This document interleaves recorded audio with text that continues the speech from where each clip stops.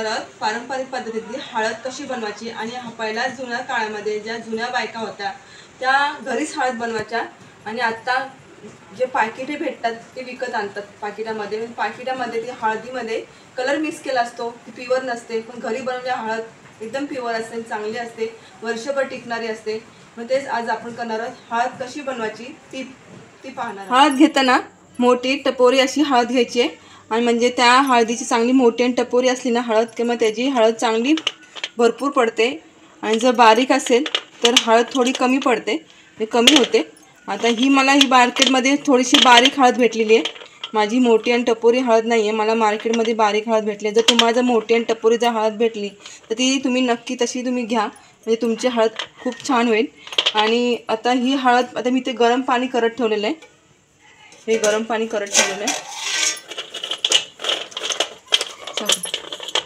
ही हळद मी 1 किलो हळद घेतलेली आहे। आता ही हळद ह्या पाण्यामध्ये घालून घ्यायची आहे। हळद गरम पाण्यात घालून घेतलेली आहे। आता ही हळद रात्रभर अशीच भिजत ठेवायची गरम पाण्यामध्ये। ही हळद रात्रभर भिजून ठेवलेली हळद पातेल्यात चेंज केलं आहे। ह्या पातेल्यामध्ये मी रात्री भिजत ठेवले होते, छोटं पातेलं आहे आणि हे मोठं पातेलं आहे।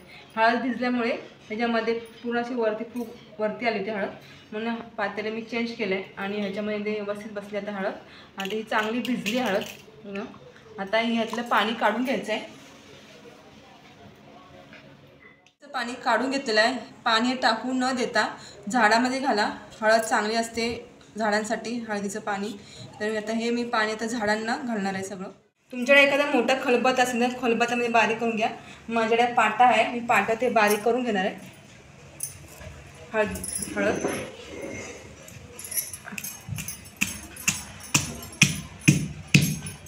जर पाटा असेल पाट्यावरती पण असं बारीक केलं ना तरी चालेल।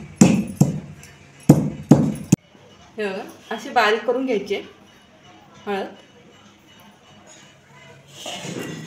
ते ताटामध्ये काढून घ्यायचे।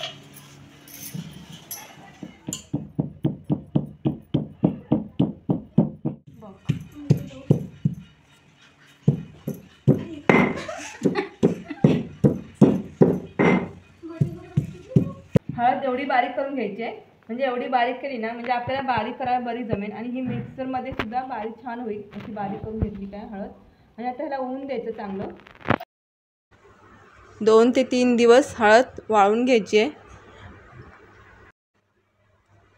आता ह्याच्यावरती पातळ असा कपडा घालून घ्यायचा आहे, म्हणजे ह्याच्यावरती काय धूळ वगैरे बसणार ना हळदीवरती। ही हळद सुकली, 3 दिवस चांगलं ऊन दिलं हळदीला, चांगली सुकली आहे।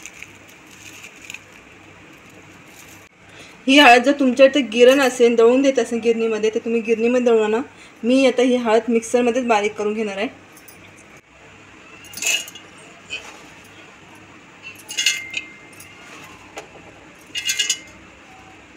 थोडी थोडी हळद घ्यायची आणि बारीक करून घ्यायची। तर ही मिक्सरमध्ये बारीक करून घेतली।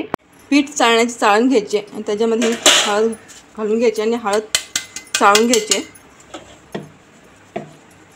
चांगली पावडर खाली पडते, एकदम बारीक ना मस्त अशी दळली गेली आहे, पावडर झाली आहे हळदीची। आता हे खालती पावडर पडले आणि बाकीच्या इथं वरती हे जाड ही हळद आहे, ही परत मिक्सरमध्ये घालून घ्यायची आहे।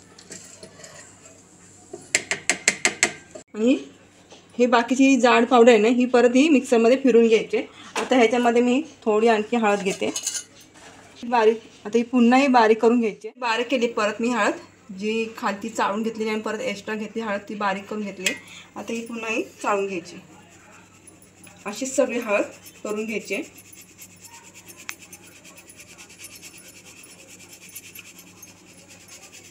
मिक्सरमध्ये बारीक केलेली हळद व किती बारीक झालेली आहे पाहू शकता तुम्ही।